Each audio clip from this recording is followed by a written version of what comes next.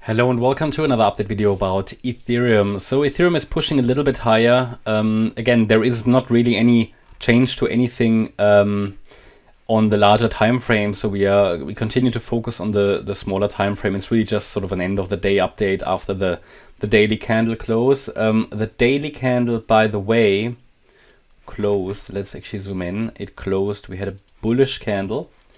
So let's just double check that. Yep, here this was a green candle, a bullish candle.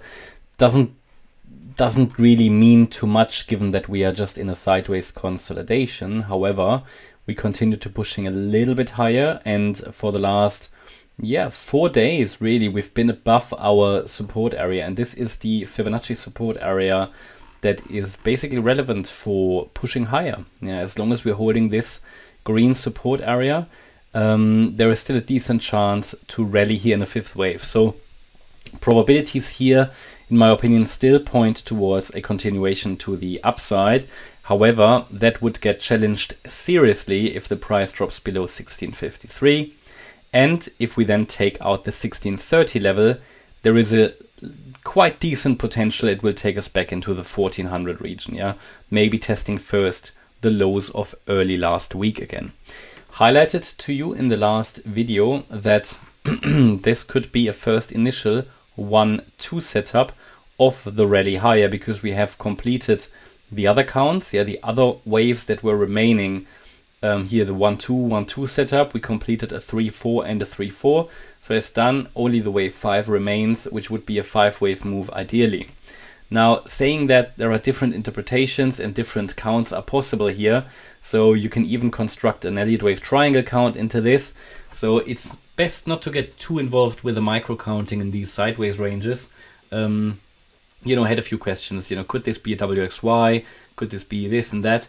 It could be a lot of stuff in this sideways range, especially because consolidations, sideways movements, corrective ranges, here you often get one count move into another. Triangles can extend out. Simple ABC patterns become something much more complex. Maybe a WXY, something much more complex, or even a triangle. You can get these combinations, double flat patterns, things like that.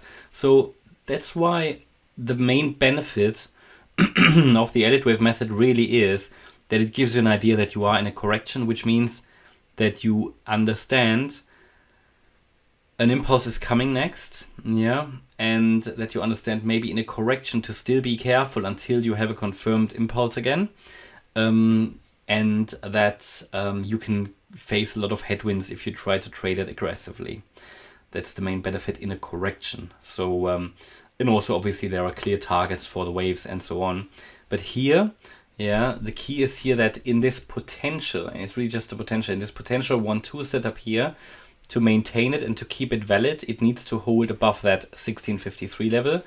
And ideally, we're not breaking anymore below the 78.6 retracement here at 1667.